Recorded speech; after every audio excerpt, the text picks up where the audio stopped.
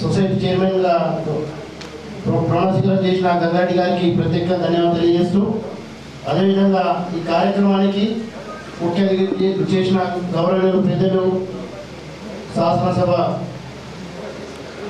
MLA మన Bhupathi Reddy sir గారికి ప్రత్యేకంగా ధన్యవాదాలు తెలియజేస్తూ, అదేవిధంగా నాగేశ్వర జన గారికి, గంగారెడ్డి అన్న గారికి, జయకర్ అన్న గారికి, మరి సొసైటీ చైర్మన్లకు, డిసిసిబి డైరెక్టర్లకు, మరి వేదిక పైన ఉన్న అధ్యక్షులకు, కాంగ్రెస్ పార్టీ అధ్యక్షులకు అందరికీ పేరు పేరున ధన్యవాదాలు తెలియజేస్తూ, ముందు ఉన్న సోదరులకు కూడా ప్రత్యేక ధన్యవాదాలు తెలియజేస్తూ, చాలా సంతోషం. చాలా రోజుల తర్వాత మోపల్ సొసైటీ కాంగ్రెస్ పార్టీ కైవసం చేసుకున్నది. మరి దీనికి ప్రత్యేకంగా ధన్యవాదాలు తెలియజేస్తున్నాను. మరి గతంలో ఈ సొసైటీ మోపల్ సొసైటీల పరిధిలో ఉన్న గ్రామాలు కానీ ఈ సొసైటీ కానీ అభివృద్ధి జరిగిందంటే కాంగ్రెస్ పార్టీ చైర్మన్లు ఉన్నప్పుడే అభివృద్ధి జరిగింది. రైతులకు కూడా ఇన్పుట్ సబ్సిడీలు కానీ చైర్మన్ అటువంటి మరి ఈ సొసైటీ పరిధిలో ఉన్న రైతులకు మరి అన్ని విధాల అభివృద్ధి కానీ అన్ని విధాల మందులతో సహా ఫర్టిలైజర్స్ కానీ వాళ్ళకు అవసరం ఉన్నాయని అందించిన ఘనత కాంగ్రెస్ పార్టీ చైర్మన్లది. గతంలో పెద్దలు మా ఈ సొసైటీ చైర్మన్ ఉండే మరి వీశ్వాస్ ఆధ్వర్యంలో అప్పుడు శ్రీనన్న మంత్రిగా ఉన్నప్పుడు మరి అప్పుడు చేసిన అభివృద్ధి, అప్పటి నుంచి ఈ సొసైటీ అభివృద్ధి జరిగింది. నూతనంగా ఎన్నుకోబడ్డ శుభాభివందనాలు తెలియజేసుకుంటా ఉన్నాను. అదేవిధంగా ఈ కార్యక్రమానికి ముఖ్య అతిథిగా ఇచ్చేసినటువంటి మన ప్రియతమ నాయకులు, మన శాసనసభ్యులు భూపతి రెడ్డి గారికి, వేదిక మీద ఉన్నటువంటి మాజీ మార్కెట్ కమిటీ చైర్మన్ సహోదరులు PCC general secretary Nageswara Reddy గారికి, అదేవిధంగా జిల్లా కిసాన్ కాంగ్రెస్ అధ్యక్షులు ముప్ప గంగారెడ్డి గారికి, ఎన్డిసిసిబి డైరెక్టర్ లింగం గారికి, బోర్గం సొసైటీ చైర్మన్ సహోదరులు ఎన్డిసిసిబి డైరెక్టర్ చంద్రశేఖర్ రెడ్డి గారికి, నాగేశ్వరరావు గారికి, మోహన్ రెడ్డి గారికి, బార్సీ సింగర్ విండో చైర్మన్. ఈరోజు చాలా సుదినం. ఎందుకంటే కాంగ్రెస్ పార్టీ చేస్తున్నటువంటి కార్యక్రమాలను దృష్టిలో పెట్టుకొని రాష్ట్రంలో ఒక మార్పు వస్తూ ఉంది. ఆ మార్పులో భాగంగానే ఈరోజు గంగారెడ్డి గారు మళ్ళా ఇక్కడ సింగల్ విండో చైర్మన్ గా కావడం జరిగింది.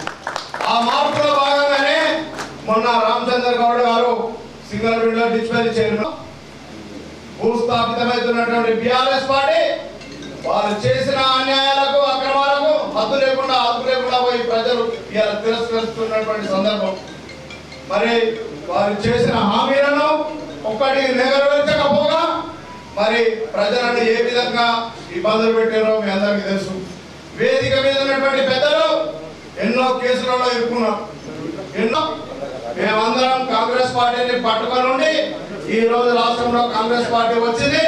మరి మనకు మన ఎమ్మెల్యే భూపతి రెడ్డి గారు అభివృద్ధి సంక్షేమ కార్యక్రమాలు చేయడానికి మన ముందు ఉన్నారు. వారిని దృష్టిలో పెట్టుకొని మన కార్యక్రమాలను చేసుకుంటూ పోవాలి.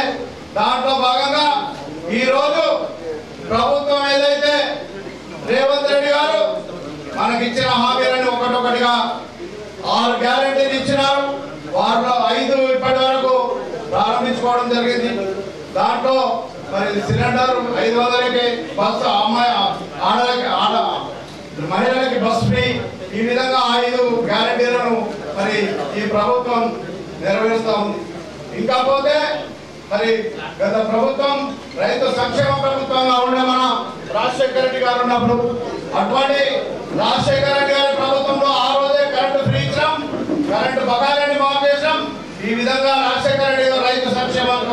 రుణమాఫీ చేసినాం.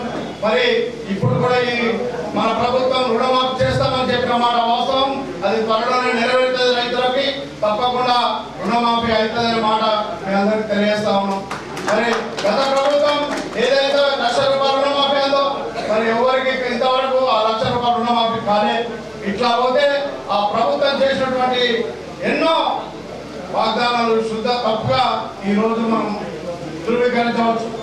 అది కాకుండా మరి నిన్న ఉన్నట్టు మాట మన మంత్రి వచ్చాడు, ఇన్ఛార్జ్ మినిస్టర్ గారు వచ్చి మరి వడగల వానలు పడ్డ సందర్భంలో రైతులు నష్టపోయిన వడ్ల విషయంలోకి వస్తే ఎకరానికి మన ప్రభుత్వం ₹10,000 చొప్పున ఎక్స్ప్రెషన్ ఇస్తారన్నమాట తెలియజేసుకోండి.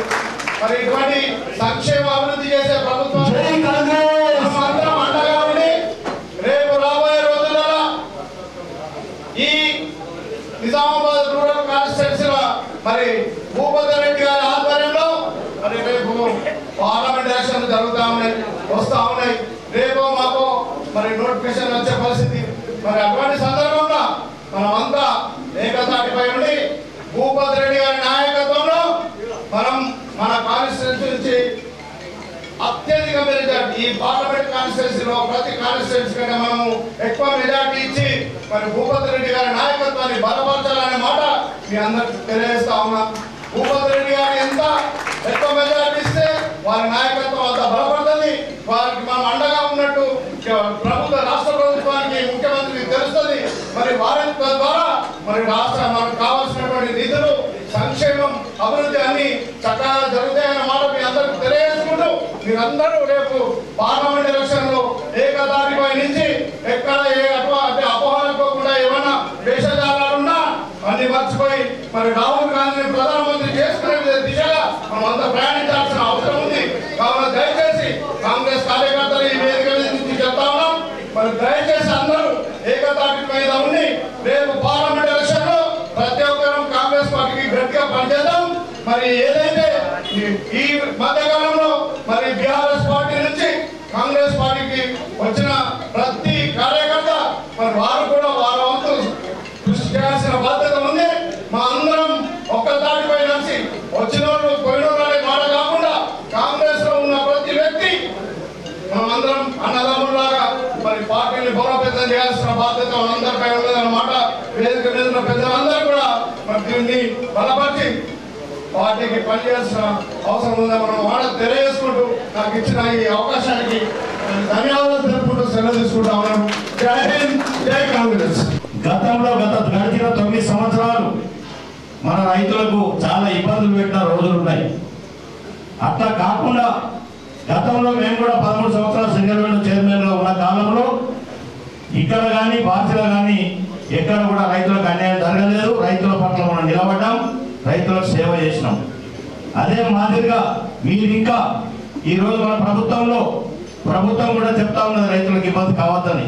దాన్ని మీరు దృష్టిలో పెట్టుకొని వాళ్ళకి ఇబ్బందులు కాకుండా చూసుకోవాల్సిందిగా నేను మీకు మనవి చేస్తా ఉన్నా. ఎందుకంటే ఇబ్బందులు అన్నది ఒకటి ఏంటంటే రైతులకు పండించిన పంటని వాడు గతంలో ప్రభుత్వంలో ఉన్నోళ్ళు రైస్ మిల్లర్లతో కుమ్ముక్కై రైతులను నట్టేయడం దోసుకున్నారు. కాబట్టి మన ప్రభుత్వంలో మన రైతు ప్రభుత్వం కాబట్టి రైతులకు న్యాయం చేసే విధంగా చూడాలని చెప్పేసి నీకు మనవి చేస్తా ఉన్నాను. అదేవిధంగా రుణమాఫీ అయితేనేమి, రైతులకు కావాల్సిన సబ్సిడీలు అయితేనేమి మన సొసైటీ ద్వారా ఏ రకంగా వస్తాయో తెలుసుకొని మీరు అవన్నీ సేవ చేయాలని చెప్పి నీకు మనవి చేస్తా ఉన్నాను.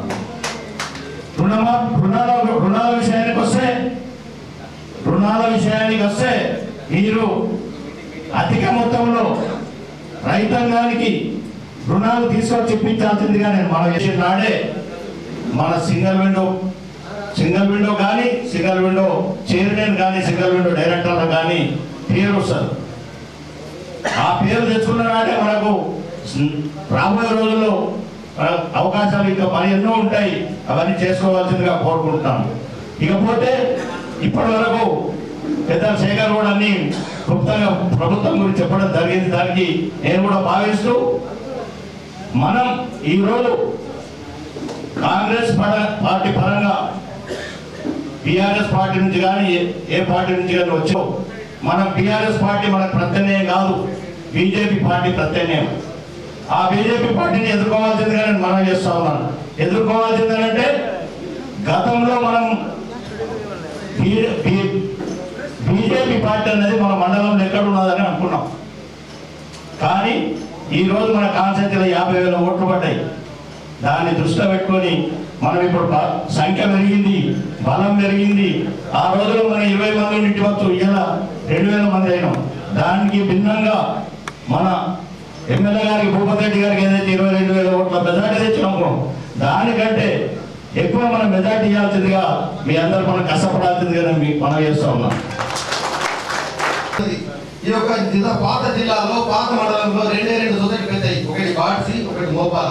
ఈ 2 మండలాలు కూడా, ఈ 2 సొసైటీ కూడా ఎప్పుడు కూడా కాంగ్రెస్ ఆధీనంలో ఉంటుంటాయి.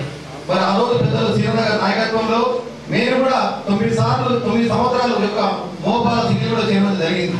అదేవిధంగా ముప్పగండి గారు పాట చేయడం జరిగింది. ఈ విధంగా అటు మాకు వాదన కానీ భోజనం కానీ ఇవన్నీ కూడా కాంగ్రెస్ ఆధీనంలో ఉన్న సొసైటీలే.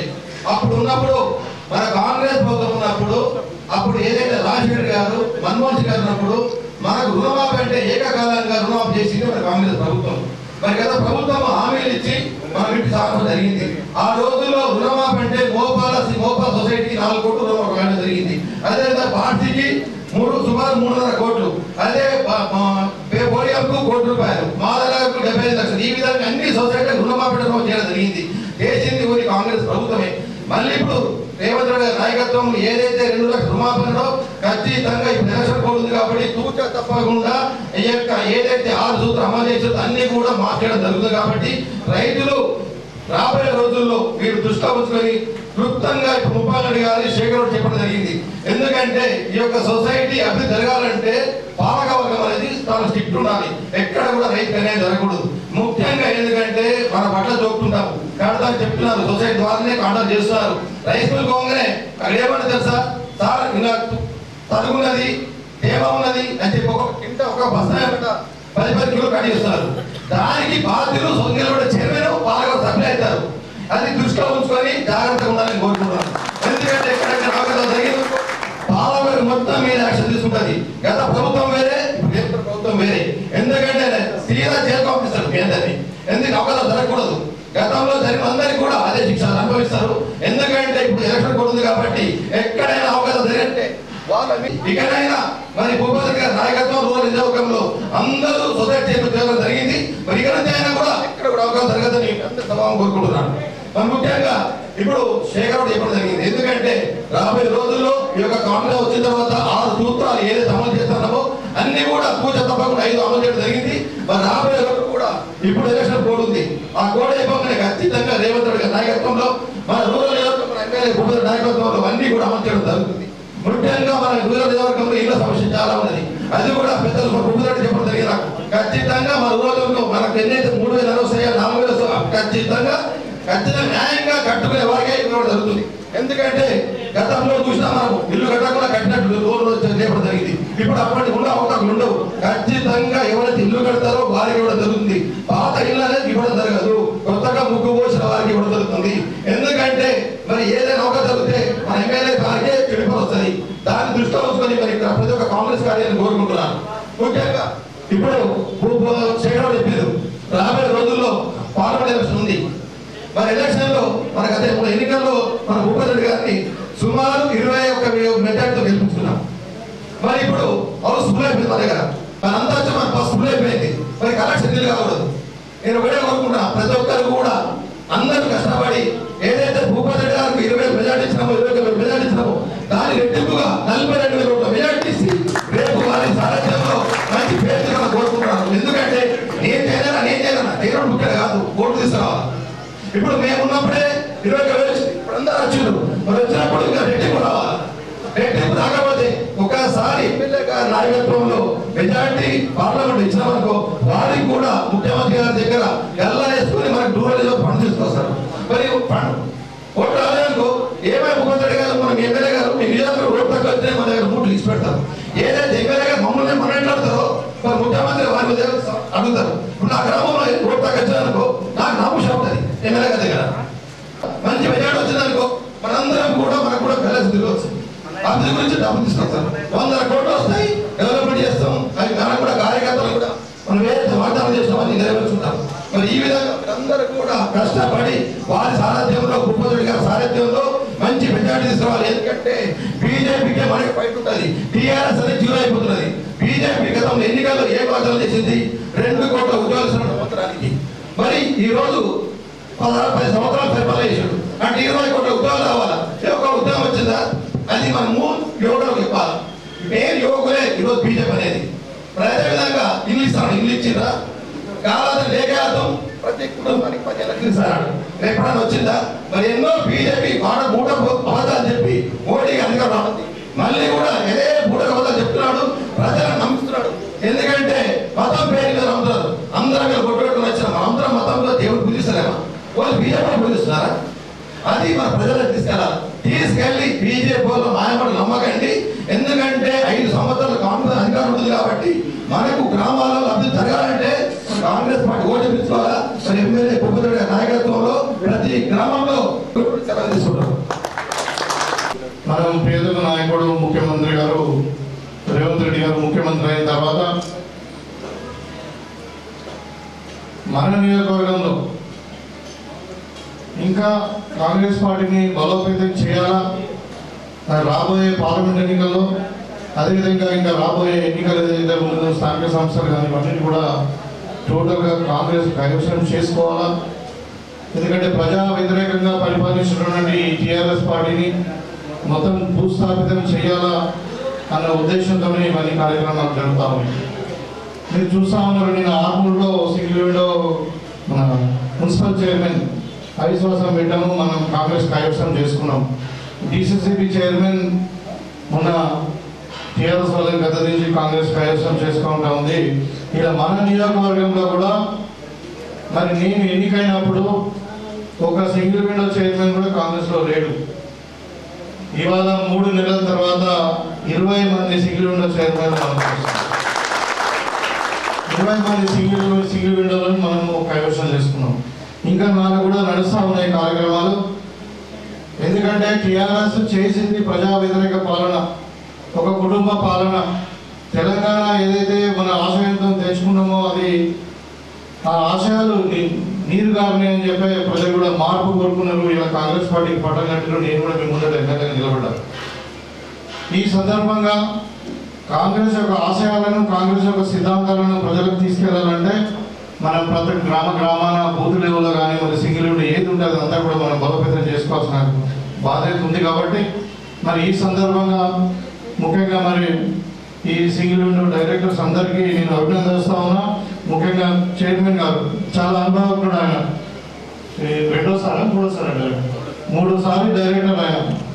మరి ఆయన అనుభవాన్ని మనం చైర్మన్గా ఇంకొక సంవత్సర కాలము పరిధిలో మరి ఈ సొసైటీ అభివృద్ధికి చాలా ఉపయోగపడుతుందని చెప్పి ఆయనను ఎంచుకోవడం జరిగింది. చాలామంది కొంచెం కాంపిటీషన్ కూడా ఉండే మోపాల గ్రామస్తులు కూడా మాకు మండల హెడ్ క్వార్టర్లు మాకు ఇవ్వండి సార్, మేము తప్పకుండా మీరు కూడా చైర్మన్ కావాలని అంటే వాళ్ళని పాపం నా కోరిక మేరకు వాళ్ళని రిక్వెస్ట్ చేస్తే వాళ్ళు లేదు, ఆయన సీనియర్, మరి దాని అనుభవాలు అవసరం ఉంటే మనకి ఇంకా రాబోయే కాలంలో ఇంకా మనకి భవిష్యత్తు ఉంది, మళ్ళీ నెక్స్ట్ టర్మ్ మీద చూద్దామని చెప్పిన ఈ సందర్భంగా ఈ సొసైటీ ఇప్పుడు చూస్తా ఉన్నాం. ఇక్కడ 6,600 మంది దగ్గర మెంబర్స్ ఉన్నారు.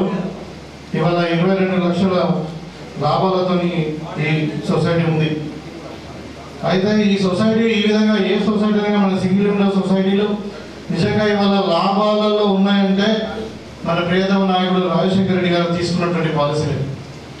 వరి కొనుగోలు కేంద్రాలను మనం డైరెక్ట్ మార్కెట్లో కాకుండా సింగిల్ విండోస్కు కానీ ఐకేపీ ఇచ్చి వాళ్ళకి దాని వల్ల కమిషన్ ఇచ్చి మరి వరి ప్రొక్యూర్మెంట్ కొరకు సింగిల్ విండోలు ఇవ్వడం వల్ల ఈరోజు సింగిల్ విండోలు, అదేవిధంగా మరి ఎరువుల అమ్మకం కానీ సీడ్ అమ్మకం కానీ ఇవన్నీ కూడా చేసిన ఘనత కూడా కాంగ్రెస్ పార్టీ రాజశేఖర రెడ్డి గారు ఆధ్వర్యంలో జరిగింది. లేకుంటే ఇవాళ మనగడ ఉండకపోతుండే సింగిల్ విండోది. ఇవాళ అన్ని సింగిల్ విండోలు మనం డిస్ప్లేలో చూసాం. అది కొంచెం ఇంకా దీనికంటే పెద్ద సొసైటీ అది. దాంట్లో దగ్గర 1 కోటి రూపాయల నిల్వలు ఉన్నాయి. అంటే ఆ విధంగా ఇవాళ సింగిల్ విండో సిస్టమ్ అనేది, వ్యవస్థ అనేది మరి రాజీవ్ గాంధీ కానుండి మన రాజశేఖర రెడ్డి వరకు కూడా వీళ్ళందరూ కూడా బలోపేతం చేయబడినా ఇవాళ రైతులకు ఇంత చక్కటి మనము ఒక వ్యవస్థను ఏర్పాటు చేసి డోర్ స్టెప్లో వడ్లు కొని వాళ్ళకి ఎరువులు ఇచ్చి సీడ్ ఇచ్చి మనం ఇలా సింగిల్ విండోలను ఇంత బలోపేతం చేసుకుంటున్నాం అంటే దాని ఘనత కాంగ్రెస్ పార్టీది. మీకు అందరికీ కూడా తెలుసు, కాంగ్రెస్ పార్టీ అంటేనే రైతుల పార్టీ, రైతుల ప్రభుత్వం. మీరు చూసారు కదా, ఇప్పుడు ఈ 3 నెలల్లోని టీఆర్ఎస్ వాళ్ళు అన్నారు 10 సంవత్సరాల నుండి రుణమాఫీ అన్నారు. ఇరువరకు రుణమాఫీ కాలే, ప్రభుత్వం పోయింది, కేసీఆర్కు ఫామ్ హౌస్ పోయిండు. కానీ అంతకుముందు కాంగ్రెస్ పార్టీ ఒకటేసారి మరి మొత్తం కూడా రుణమాఫీ చేసినటువంటి, ఏకకాలంలో రుణమాఫీ చేసినటువంటి ఘనత కాంగ్రెస్ పార్టీ. రైతుల మీద కేసులు అయితే మరి ఎలక్ట్రిసిటీ బిల్స్ కట్టలేకపోతే ఎలక్ట్రిసిటీ బిల్స్ రద్దు చేసి మరి రైతులకు ఉచితంగా కరెంట్ ఇచ్చినటువంటి ఘనత కాంగ్రెస్ పార్టీ. రాజశేఖర రెడ్డి గారు 2004లో, ఇప్పుడు ఇలా 24లో 20 సంవత్సరాల క్రితమే రైతులకు ఇచ్చినటువంటి.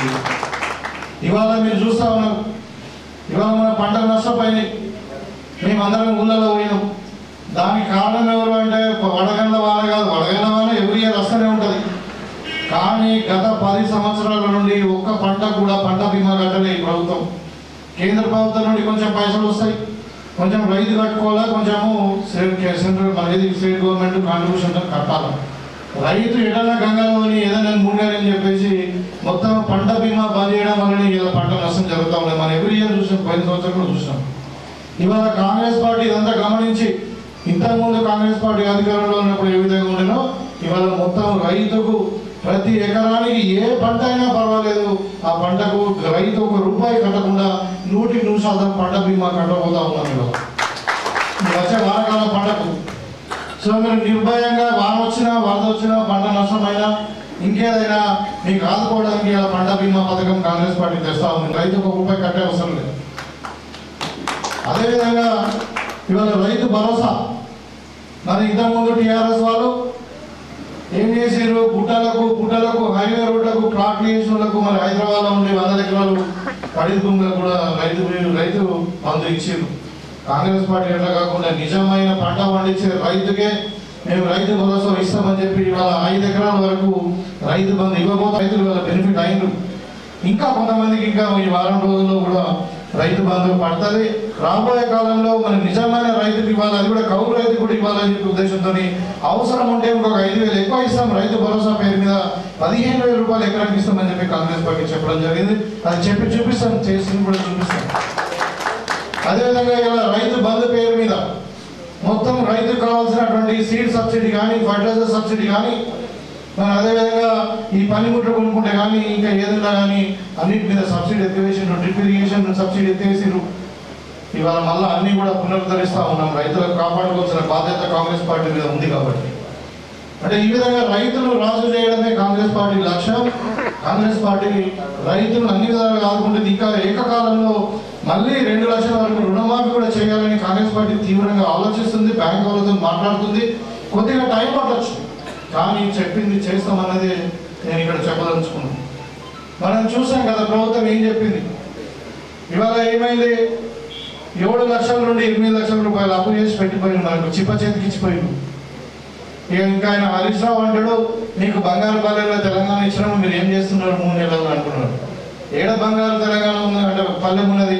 మొత్తం 7 నుండి 8 లక్షల రూపాయలు ఇలా మొత్తం అప్పు చేసి మరి ఖాళీ అంటే మొత్తము అప్పుల చిప్పలాగా ఇచ్చేసి ఇలా మళ్ళా ఇబ్బంది పెడతా ఉన్నారు గవర్నమెంట్. ఇవాళ మాట్లాడుతున్నారు 3 నెలలు కాలే, కాంగ్రెస్ వాళ్ళు మాట తప్పిరు. మరి నేను భారత ప్రజల ముందు చెప్పిన మీద మా మాట కాదు, సోనియా గాంధీ గారి మాట. మరి సోనియా గాంధీ గారు కాంగ్రెస్ పార్టీ అంటే దేశానికి స్వాతంత్రం తెచ్చిన పార్టీ, మరి దేశానికి కొడుకు జైలుకు పోయిన పార్టీ, ప్రాణాలు అర్పించిన పార్టీ, మన తెలంగాణ ఇచ్చిన పార్టీ కాబట్టి మాట తప్పే పరిస్థితే ఉండదు. కాంగ్రెస్ పార్టీ మాట ఇస్తుందని చెప్పినాం. ఇవాళ 100 రోజులలో మన అధికారం చేపట్టిన తర్వాత 2 రోజులకే ఆర్టీసీ బస్సు ఇచ్చినాం, బస్సు ఫ్రీ చేసినాం మన మహిళా సోదరులందరికీ.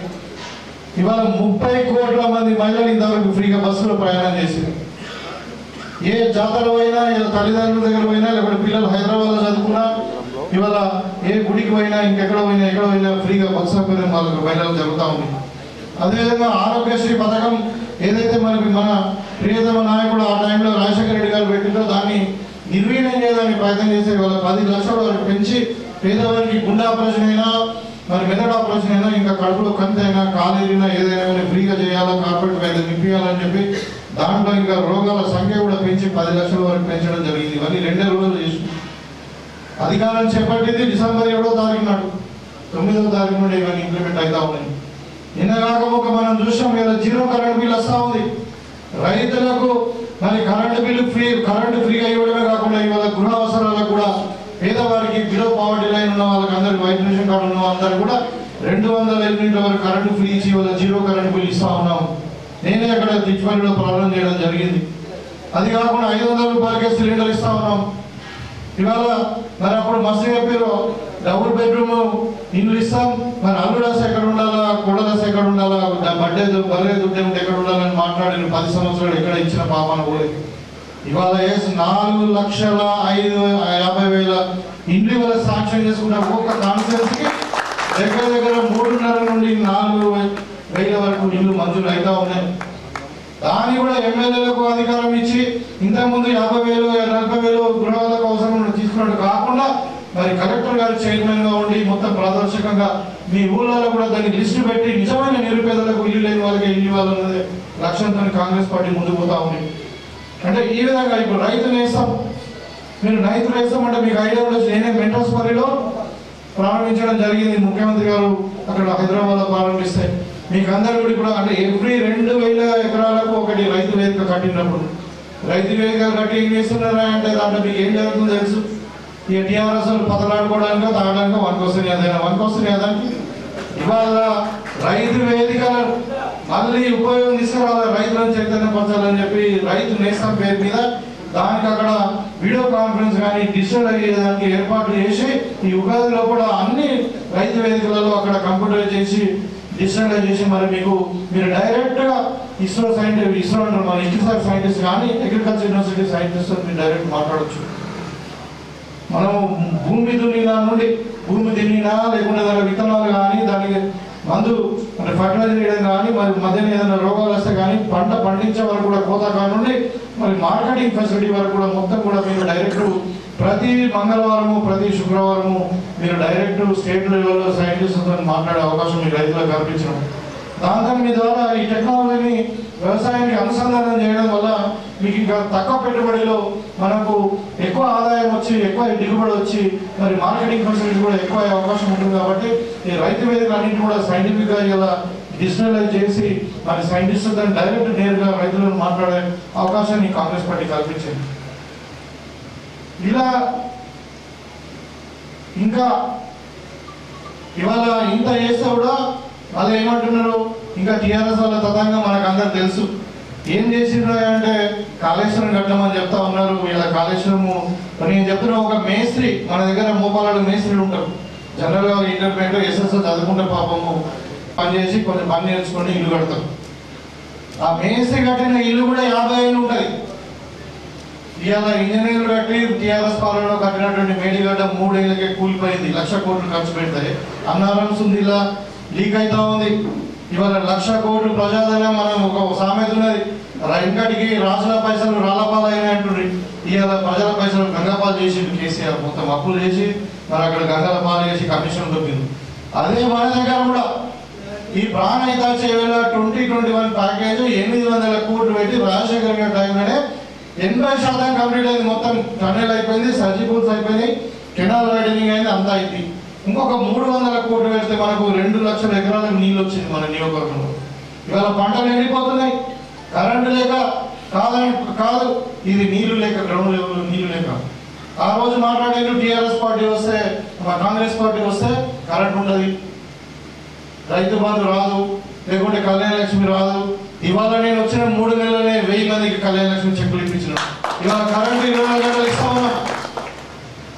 ఇవాళ అదే చెప్తున్నా, ఇదే ప్రాణహిత చేయవేళ ఇవాళ 300 కోట్లు కంప్లీట్ అయితే మనకి రైతులకు నీళ్ళు వచ్చేది. తెలంగాణ పోతే కష్టపడితే నేను 3 రైతులు నాకు ఫోన్ చేసి ఎక్కడ ఉన్నానంటే సార్ బలంగా ఉన్నా, వార్త లేవు, బోర్లు వెళ్ళిపోతున్నాయి.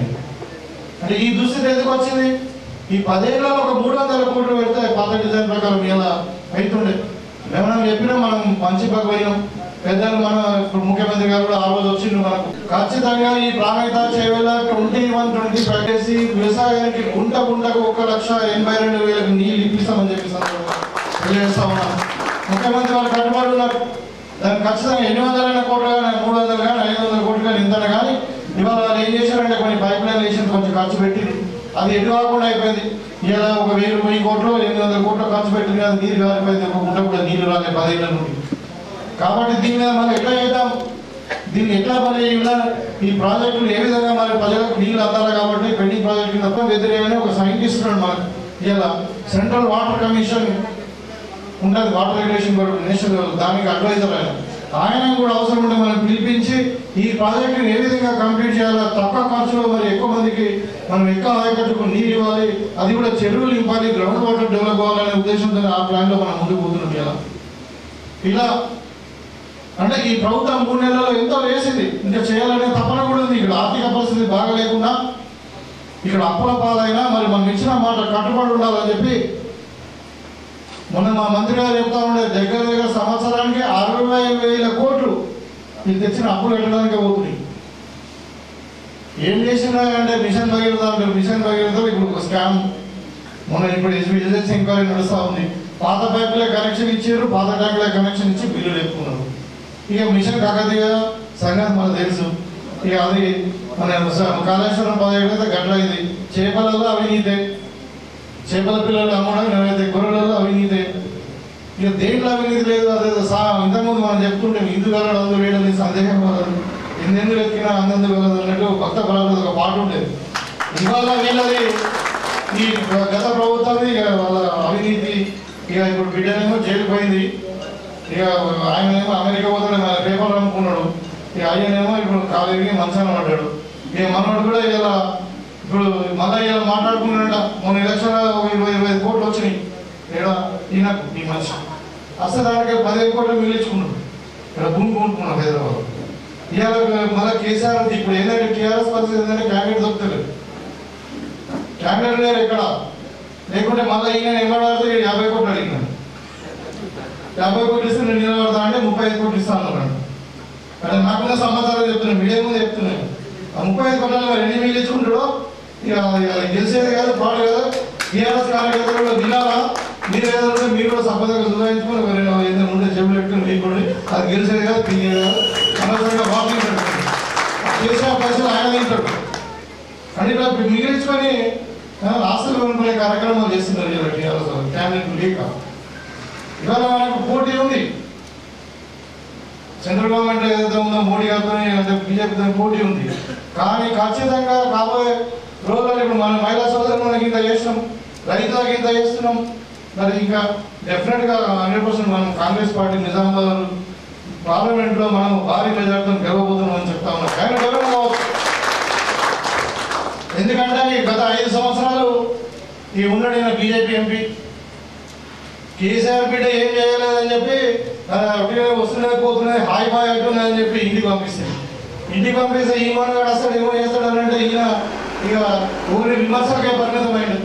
నేను ఇవాళ అడుగుతా ఉన్నా, అరవింద్ నువ్వు ఏ గ్రామంలోనే నీ ఫండ్ ఏమైనా ఉన్నదా?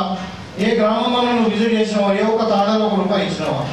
నువ్వు 5 సంవత్సరాలలో పార్లమెంట్లో నువ్వు ఏం చేసినావు? నాకు ఒక వైట్ పేపర్ ఇవ్వమని చెప్పి మేము డిమాండ్ చేస్తా ఉన్నాం. ఇవాళ పసుపు కూడా ఉన్నారు.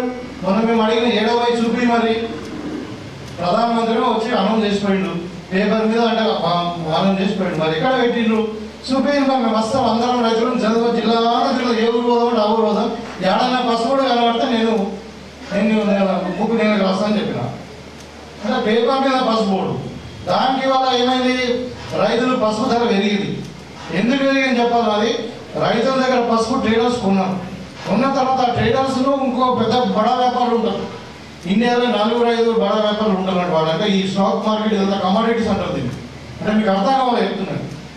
Commodities, stock commodities and derivatives exchange అని ఒకటి ఉంటుంది. అంటే దాంట్లో వడ్లు, బియ్యము, మొక్కజొన్నలు కానీ, పల్లి కానీ, నూనె కానీ అన్నీ కూడా అంటే తిని బండాలు ఏదైతే ఉన్నాయో అవన్నీ కూడా దాని కిందకి వస్తాయి అనమాట స్టాక్స్. దాన్ని 4-5 గుజరాత్ వాళ్ళు 3-4 యూపీ వాళ్ళే కంట్రోల్ చేస్తున్నారు. ఇప్పుడు 90% పసుపు వాళ్ళ దగ్గర ఉంది. అది ఎక్స్చేంజ్ స్టాక్ ఎక్స్చేంజ్ స్పెక్యులేషన్ ద్వారా ఇలా ధర పెరిగింది. రైతుకు 100 మంది రైతులు ఇద్దరికి లాభం అయితే రైతుకు లాభమైందని చెప్తా ఉన్నారు. 90% మంది రైతుల దగ్గర ఇలా పసుపు లేదు. దానికి కూడా బీజేపీ పసుపు ధర మేము ఒకటే పెరిగిందని మాట్లాడుతూ ఉన్నారు. మరి మీరు చెప్పండి, మీరు అర్థం చేసుకుని మనకు అంత జ్ఞానం ఉంది కదా, మనం వింటున్నాం కదా. 2023 జూన్లో 5,000 ఉంటుంది పసుపు ధర. ఇవాళ మార్చిలో 15,000 ఉంటుంది. ఒక పసుపు ధర 3 రెట్లు పెరగడానికి కారణం ఏంటి అంటే మీరు ఏమైనా కొత్త పాలసీలు తెచ్చిరా, కొన్ని పసుపుని ఏమైనా మీరు బయట దేశాలకు అమ్మదానికి ఏమైనా పాలసీ తెచ్చిరా, కొన్ని పసుపుకి ఏమైనా సపోర్ట్ ప్రైస్ పెంచిరా మీరు? మనం అంటున్నాం 12,000 ఇస్తాం పసుపు అంటున్నాం, మీరు చెప్పురా అంటే చెప్పరు. ఇవాళ 15,000 20,000 లీటర్ అయిందంటే స్టాక్ ఎక్స్చేంజ్లో మ్యానిపులేషన్ చేస్తున్నారు. మీరు ఉన్న పసుపు 90% ఇవాళ దళారుల దగ్గర ఉన్నది, రైతుల దగ్గర లేదు. ఇవాళ అమ్మినా కొన్న వాళ్ళకి ఎలా ఉన్నది కానీ రైతుకు రాదు. ఇవాళ ఎలక్షన్ కానీ మళ్ళీ తగ్గుతుంది పసుపు ధర. నేను రైతుల మీరు జాగ్రత్తగా మన దగ్గర పసుపు రైతులు లేదు కానీ మీకు అవేర్నెస్ వాటికి చెప్తా ఉన్నా. అంటే ఇలాంటి లేని పసుపు బోర్డు వచ్చినట్టు ధర పెరిగితే మేమే పెంచినట్టు ధర ఏది పెరిగి తెలుసు. యాక్చువల్గా ఒక మెటీరియల్ ఏమవుతుందంటే తక్కువ దొరుకుతుంది, డిమాండ్ అండ్ సప్లై మీద ఉంటుంది. పసుపు తగ్గించారు, ధర లేదని చెప్పి ఏం చేసి మన దగ్గర 1,80,000 ఎకరాలు పసుపు పండించారు మన జిల్లాలోనే. ఇలా 30,000 పడిపోయింది. 30,000 ఎకరాలు కూడా పసుపు పెట్టట్లే. ఇప్పుడు మన దగ్గర పెద్ద పంట చేరుకుంటుండే అట్లనే వాళ్ళ దగ్గర ఇప్పుడు మన జగన్పల్లి కానీ మన కొంచెం సిరికొండ దర్పల్లి ఏరియాలో పసుపు పెద్ద పంట వాళ్ళు పెట్టడం బంద్ చేసింది. అందుకనే ధర పెరిగింది, మెటీరియల్ లేదు. కానీ ఈ ప్రభుత్వం తీసుకొచ్చిన పాలసీలలో కాదు. ఇవాళ మనము రైతులకు మనం చెప్పినాం, మనం రెండో క్రాప్ పెట్టాలి, రెండో పంట మార్పు చేసుకోవాలి. ఊరికే వరి వేసుకుంటే కరెక్ట్ కాదు. ఒక ఎకరం పండే పంటలో 5 ఎకరాలు చెరుకు పండుతుంది. మరి చెరుకు ద్వారా దిగుబడి కూడా బాగా వస్తుంది, మరి భూమి కూడా సారవంతమవుతుందని చెప్పి ఇలా ప్రభుత్వం సీరియల్గా ఎన్నికల ముందు చెప్పినామని చెప్పి ఇవాళ మళ్ళీ పబ్లిక్ హియరింగ్ పెట్టి మన బోధన పోయినాం, మన సారంగపూర్ ఫ్యాక్టరీ పోయినాం, మన ముత్తంపేట పోయినాం. ఇంకా రేపాయిలో కోర్టు ఉంది, ఇప్పుడు పోకపోవచ్చు. కానీ మనం మళ్ళీ జైరాబాద్ కూడా పోయి ఇక్కడ రైతులకు సెకండ్ పంట ఆల్టర్నేటివ్ క్రాప్ వరకు మనం చెరుకు రైతులకు చక్కెర కర్మాగారాలు ఓపెన్ చేసాము. మరి టీఆర్ఎస్ వాళ్ళు దాన్ని మూటేసిందని చెప్పి మనం ప్రయత్నం చేస్తున్నాం. అంటే చెరుకు రైతులు తెరిపిస్తారని బాండ్ రాసిస్తాడు. అంటే ఈ 10 ఏళ్ళు లేకుండా నీరే ఉన్నారు కదా. 10 ఏళ్ళు బీజేపీ లేదా? ఈ 10 సంవత్సరాలు బీజేపీ ఉందా? ఏ గవర్నమెంట్ ఉంది సెంటర్లో? మరి మళ్ళీ చేయకూడదని కొత్త మళ్ళీ ఎలక్షన్ అనేది బాండ్ రాసిస్తారంట. అప్పుడు పసుపు బోర్డుకు బాండ్ రాసిస్తే ఇంతప్పుడు అయింది, ఇప్పుడు ఇదైంది. అంటే ఆల్రెడీ కాంగ్రెస్ పార్టీ నిర్ణయించుకుని ఒక కమిటీ వేసింది, మంత్రులతో సబ్ కమిటీ వేసినాము మనం చెరుకు ఫ్యాక్టరీని తెరవాలని. అది అప్పుల పాలైపోయింది, ఇలా బ్యాంకులలో ఉన్నది. మరి కొత్త మిషన్ ఎట్లా తీసుకురావాలో తీసుకొస్తే మరి ప్రైవేట్ పార్ట్నర్షిప్ నడిపేయాలా, లేకపోతే గవర్నమెంట్ నడిపేయాలా, ఎట్లా చేయాలనే దాని ఆలోచనలో కమిటీ ఉంటే ఇవాళ కొత్త షుగర్ ఫ్యాక్టరీలు స్టార్ట్ చేపిస్తాం. అంటే ఇప్పుడు 10 సైన్లు మీరే ఉన్నారు కదా. ఈ విధంగా రైతులకు మోసం చేయడానికి ప్రయత్నం జరుగుతూ ఉంది బీజేపీ వాళ్ళు కూడా. నేను చెప్తా ఉన్నా ఇంకోటి కూడా ఆ రికార్డు చెప్తా ఉన్నా, మన భారతదేశ చరిత్రలో 75 సంవత్సరాలు అయింది మనకు స్వాతంత్రం వచ్చి. ఒక చట్టం రైతులకు సంబంధించిన చట్టాన్ని తీసుకొచ్చి 3 చట్టాలను తీసుకొచ్చి దాన్ని పార్లమెంట్లో లోక్సభలో పాస్ అయింది, రాజ్యసభలో పాస్ అయింది. పాస్ అయ్యాక దాన్ని ఏం చేస్తారంటే ప్రెసిడెంట్ దగ్గర పంపిస్తారు. ప్రెసిడెంట్ సంతకం అయినాక అది గెజెట్ నోటిఫికేషన్ అయిపోయి రాజ్యాంగంలో ఎక్కుతారు. ఇంకా రాజ్యాంగ సవరణ జరిగిందన్నాడు. దాన్ని యాజ్ ఇట్ ఈజ్ 1000 మంది రైతుల ప్రాణాలు తీసుకుని తర్వాత వాపసు తీసుకున్నారు. అంటే చరిత్రలో ఎక్కడ ఒక చట్టం ఫామ్ అయిన తర్వాత దాన్ని యాజ్ ఇట్ ఈజ్ వెనుక తీసుకోవడానికి మళ్ళీ ఒక చట్టం పెట్టింది. ఈ నల్ల చట్టాలు తెచ్చి రైతులకు సంబంధించి మనం చూసాం. అలా లాస్ట్ మన ప్రైమ్ మినిస్టర్ గారు రైతులకు క్షమాపణ కూడా చెప్పారు, మీరు అందరూ కూడా చూస్తుంటారు.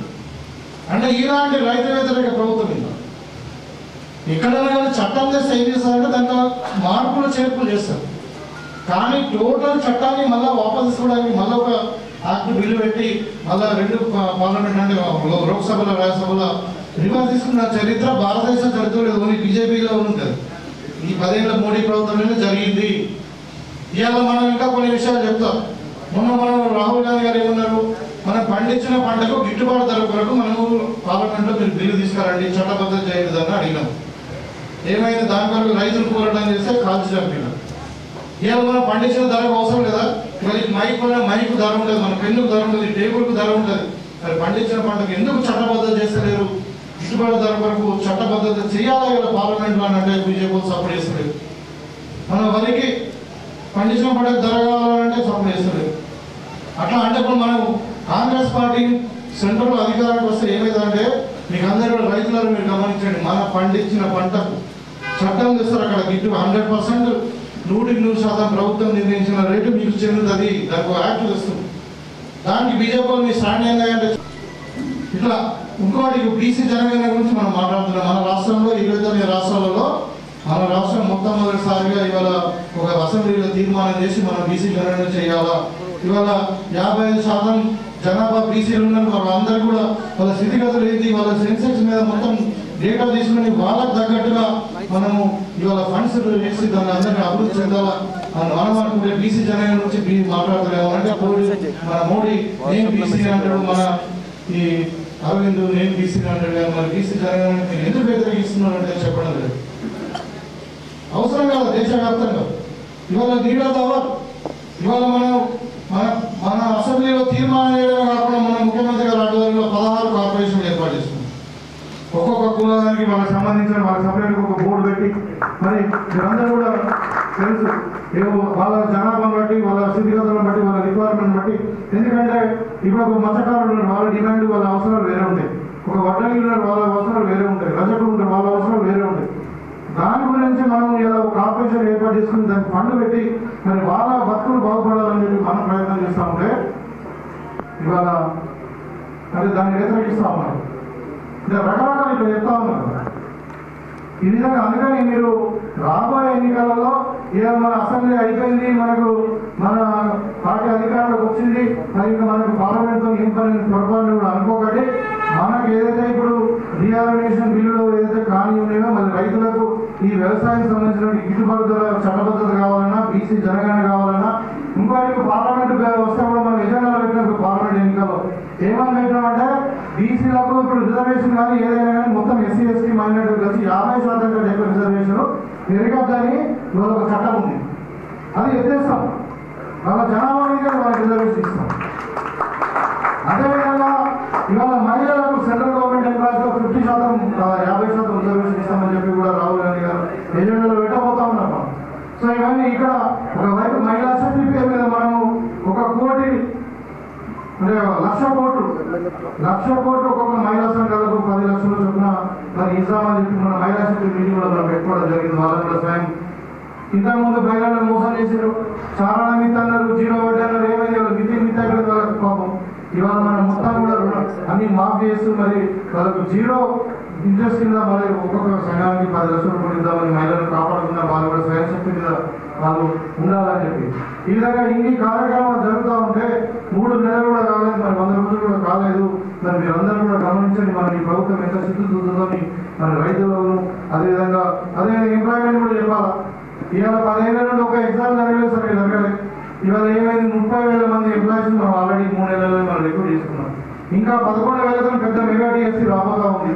వచ్చేదంటే కానీ కోడ్ వచ్చడం వల్ల అయిపోయింది. ఇప్పుడు లేకుండా నెక్స్ట్ మనకు ఈ మే 5వ ఎలక్షన్ వస్తుంది.